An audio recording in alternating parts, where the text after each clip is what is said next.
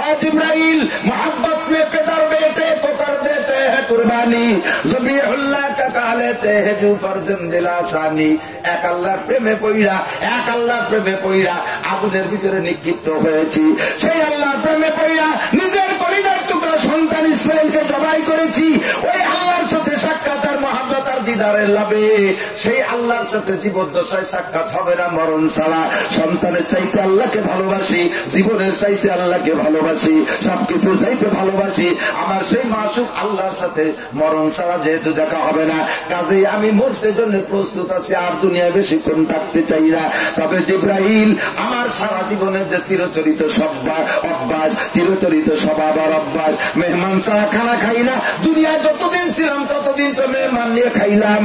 মরণের পরে কিয়ামত পর্যন্ত আনেওয়ালা মানুষ আমার মেহমান হবে, আর মেহমানদারির যে সবইটি আমি ইনকাম করব, এমন একটা ট্রাস্ট আর এমন একটা খানা আমি খুলে রেখে যেতে চাই।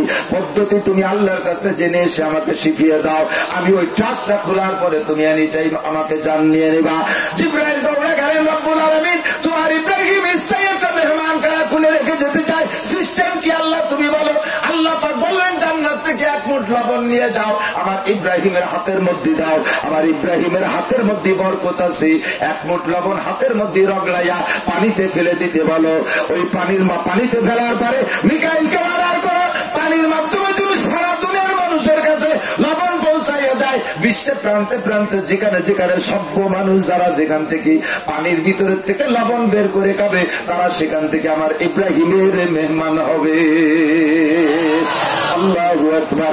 জিবরিল আলাইহিস সালাম এক মুঠ লবণ আইয়া ইব্রাহিম আলাইহিস সালামের হাতে দিলেন, আর ইব্রাহিম আলাইহিস সালাম পানির মধ্যে, ভাতের মধ্যে লবণ টুকরা লাগাইয়া পানির মধ্যে ছেড়ে দিলেন। সারা দুনিয়ার সব জায়গা পানিতে লবণ আছে, সাগরে আছে না নাই? কথা বলেন আছে। আমরা যে যেখান থেকে লবণ খাই সব ইব্রাহিম আলাইহিস সালামের মেহমান। আর ইব্রাহিম আলাইহিস সালাম কিয়ামত পর্যন্ত কবরে শুয়া শুয়া মেহমানদারির সওয়াব পাবে। ও দোস্ত, ইব্রাহিম আলাইহিস সালামের কি নেকির অভাব ছিল? কথা কম ছিল না। আমরা যতগুলো বড় বড় সুন্নত পালন করি, সমস্ত সুন্নতের নেকি ইব্রাহিম আলাইহিস সালাম পায়। নাকের লোম পরিষ্কার করা ইব্রাহিম আলাইহিস সালামের সুন্নাত। আমরা নাক পরিষ্কার করি, সওয়াব পাই ইব্রাহিম আলাইহিস সালাম। আমরা খাতনা নেই, খাতনা নিয়ে ইব্রাহিম আলাইহিস সালামের সুন্নাত। মুসলমানই খাতনা নিলে নেকি পাই ইব্রাহিম আলাইহিস সালাম। তবে মুসলমানি উপলক্ষে যে 3 দিন ঢোল পিটেন, এই দিয়ে আবার ওনার কাছে যায় না। ঢোল পিটে না 3 দিন, বক্স বাজাইয়া ওরে ঢোলের বাড়ি মসজিদের মুসল্লিরা পেশাব করে দেয়, বাড়ি খেলায়। ইমাম সাহেব আছে কয়েকজন, আমারও 3 ফুট বার হয়ে গেছে। এই আকাম আবার তোমাকে কয়বার বেটার আমল না পাই জমা ওঠুক ইব্রাহিম আলাইহিস সালামের কাছে যায় না সাবধান। আমরা মসকাতে ইব্রাহিম আলাইহিস সালামের সুন্নাত, আমরা চুলের ভিতরে ইব্রাহিম আলাইহিস সালামের সুন্নাত, মেসাজ করি ইব্রাহিম আলাইহিস সালামের সুন্নাত, ঢিলাকুলুক ব্যবহার করি ইব্রাহিম আলাইহিস সালামের সুন্নাত, বগল পরিষ্কার করি ইব্রাহিম নবীর সুন্নাত, গুপ্তাঙ্গের লোম পরিষ্কার করি ইব্রাহিম আলাইহিস সালামের সুন্নাত, দস্তারখান বিছে খানা খাই ইব্রাহিম আলাইহিস সালামের সুন্নাত। এই সুন্নাতগুলো সব পায়। মেহমানদারি করি ইব্রাহিম আলাইহিস সালামের সুন্নাত মনে করে উনি কিভাবে উনি সব পাবে। আর যদি আমরা মেহমানদারি নিজেরা না করি, লবণ ছাড়া কেউ খানা খাই না। বিস্কুটের মধ্যে লবণ, পিঠার মধ্যে লবণ, আটার মধ্যে লবণ, তরকারির মধ্যে লবণ, রান্না করে খাই লবণ, কাঁচা খাই লবণ। যত পদ্ধতিতে লবণ খান সওয়াব ইব্রাহিম নবী পাওয়া যায়। জোহরের ফরজ নামাজ 6 রাকাত পড়ি, জোর হলো না? ওইটা ওয়াই পাইকাতে পড়ে না সেরকম চাই। জোহরের ফরজ 6 রাকাত আসলো কোন জায়গা থেকে? ইব্রাহিম আলাইহিস সালাম ইসমাঈলকে জবাই করতে গিয়ে সে জবাই থেকে যখন কি বলা হয় পরিত্রাণ পেয়েছেন, জবাই করা লাগে নাই, ইসমাঈলের জান বাইচা গেছে। ইব্রাহিম আলাইহিস সালাম আবার পরীক্ষায় পাস। ওয়া ইযিবতালা ইব্রাহিম রাব্বুহু বিকালিমাতিন ফাআতাম্মাহুন্না। 30টা পরীক্ষা ইব্রাহিম আলাইহিস সালামকে আল্লাহ নিয়েছেন, প্রত্যেকটা পরীক্ষা উনি কৃতকার্য হয়েছেন। কথা বলেন ঠিক কি না? আল্লাহ পাক রব্বুল আলামিন ওনারে ঘোষণা দিয়েছেন, ও ইব্রাহিম তুমি পরীক্ষায় পাস করেছো, তোমার সন্তান জবাই করা লাগবে না, আর তোমার স্বপ্নকে বাস্তবায়ন করে দেখাইছো, তুমি গোল্ডেন A+। যখন সন্তানও পাইছে, আবার পরীক্ষায় পাশের ঘোষণা পাইলেন, রেজাল্ট গোল্ডেন A+। খুশিতে উনি কি শুকর আদায় করবেন? কলা গাছ কাইটা গলায় গেন্দা ফুলির মালা দেবে? তাহলে একটু রং টং না হাতে হবে না, ব্যায়াম পার্টি এনে একটু নাচা গা করতে হবে। সন্তান পেয়ে গেছে, খুশিতে একটু ড্যাক্সেট বাজায় দেবে না। উনি কি করলেন, সঙ্গে সঙ্গে দাঁড়ায় গেলেন 4 রাকাত শুকরানা নামাজ। 4 রাকাত শুকরানা নামাজ পড়তে দাঁড়িয়ে গেলেন। তখন বেলা পড়ে গেছে, 4 রাকাত নামাজ পড়লেন। আল্লাহ পাক রব্বুল আলামিন বলেন, ও ইব্রাহিম, তোমার এই শুকরানা 4 রাকাত নামাজ আমার কাছে এত ভালো লাগছে যা বলার না। এইটাকে আমি কিয়ামত পর্যন্ত জারি রাখবো একটা বিশেষ উম্মতের মাধ্যমে।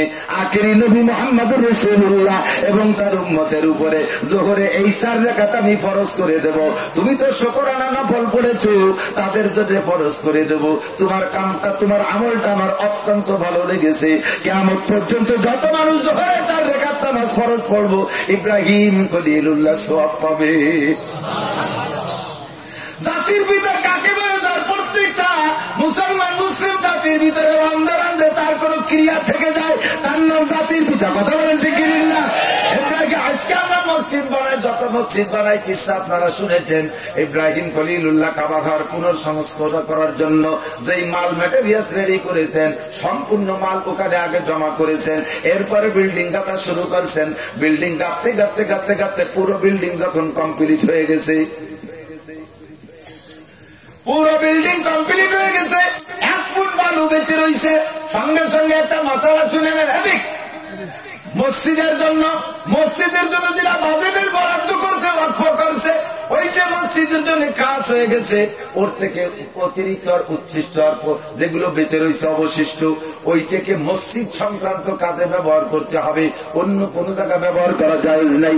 মসজিদের জন্য মাইক ওয়াকফ করেছেন, মসজিদের মাইক দিয়ে জানাজার এলান করা যাবে না, মসজিদের মাইক দিয়ে হারানো বিজ্ঞপ্তি দেওয়া যাবে না, মসজিদের মাইক দিয়ে সকালে সবাই মক্তবে ডাকা যাবে না। যদি আজানের জন্য দিয়ে থাকে, ওই মসজিদের মাইক দিয়ে কাম করা যাবে না। যদি এই কাম করতে হয় তাহলে ওর জন্য আলাদা পারিশ্রমিক প্রতিদান দিতে হবে। ওই মাইকের ভাড়ার ব্যবস্থা করতে হবে। মসজিদে এলান করছে 50 টাকা দিয়ে দাও, সবাই কি মক্তবের এলান করছেন, মসজিদে মাইক যে দেশে দাতা, তার কাছ থেকে শুনে নিতে হবে যে ভাই আপনি কোন কাজের জন্য দিতেছেন। সে যদি বলে শুধু আজান দেবেন, ইকামত দেবেন, নামাজ পরিবেশ পরিচালনা করবেন, তাহলে ওই মাইকে অন্য কাজে ব্যবহার করা যাবে না। অন্য কাজে ব্যবহার করতে হলে কমিটির পরামর্শে তার থেকে একটা প্রতিদান, একটা বিনিময় নিয়ে নিতে হবে, নইলে জায়েজ নাই। মসজিদের জন্য যে মাদুরার পাটি দেওয়া হয়েছে, বিছনা কার্পেট, এইকে পাশে কোন জায়গায় মাহফিলে নেওয়া জায়েজ নাই, কোন বাড়ি মিলাদ মাহফিলে নেওয়া জায়েজ নাই, ঈদগাহ নিয়ে নামাজ পর্যন্ত পড়তে নেওয়া জায়েজ নাই। ওটা মসজিদের জন্য খাস হয়ে গেছে। কোন জায়গা যদি অল্প জায়গার ভিতরে মসজিদ হয়ে যায়, এরপরে জায়গার সংকুলন হয় না, মসজিদ বড় বানানো যাচ্ছে না, কারণ মসজিদ স্থানান্তরিত করতে হবে। ওই জায়গাটা অন্যকের কাছে, অন্য কোনো কাজে ব্যবহার করা যাবে না। যদি অপকৃত জায়গা হয়ে থাকে, ওইটাকে আলাদা করে সীমাবদ্ধ করে রাখতে হবে। কিয়ামত পর্যন্ত মসজিদের সম্মান দিয়ে তারা রাখতে হবে। মসজিদ এমনই একটা সম্মানী জিনিস। বুঝে আসছে?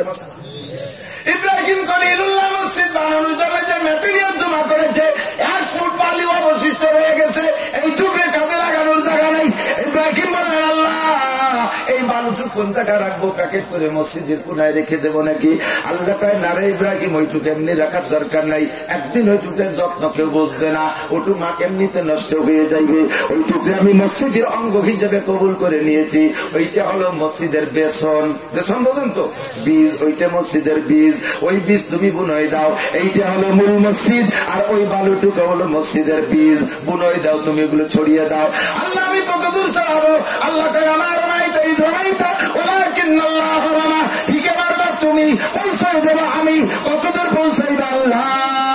আল্লাহ পাক বললেন, বিশ্বের প্রান্তে প্রান্তে কিয়ামতের আগ পর্যন্ত যেখানে মুসলমানদের বসবাস হবে, মুসলমান নামাজের জন্য একটা ইবাদতখানা মসজিদ বানানোর চেষ্টা করবে, আমি ওই জায়গা পর্যন্ত পৌঁছাই দেব।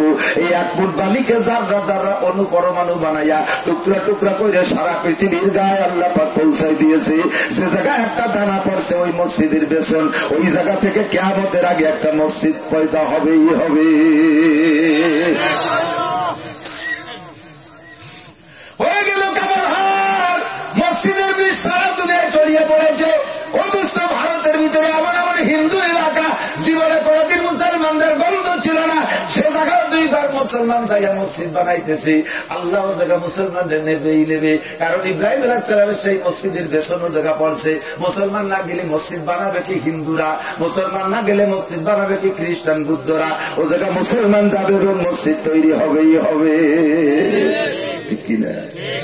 মনিরামপুরে আছে একটা না এক এলাকায় 96 গ্রাম, ও জায়গা আলাদা আলাদা গ্রাম আছে, কিন্তু ওই এক নামে কয় 96 কয়।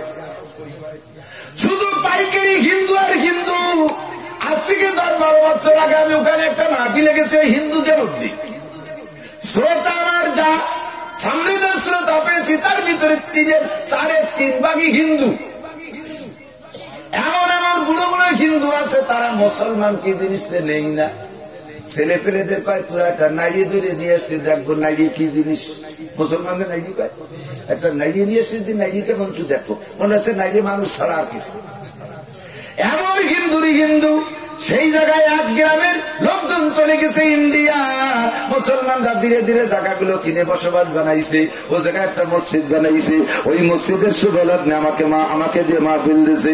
মসজিদটা দেখে আমার চোখে পানি চলে আইছে। আল্লাহ পাকের কুদরতের কথা স্মরণ করছে। ও খোদা, এত বড় হিন্দু অধ্যুষিত জায়গা তুমি ইব্রাহিমের হাতের একটা বালি নিশ্চয় ফেলেছিলে, যার কারণে মসজিদের গাছ গজাইছে। আর এই জায়গা আমরা আজকে কোরআন হাদিসের বয়ান করলাম। জোরে বলেন আল্লাহু আকবার। এবারে আরে কি পারে না,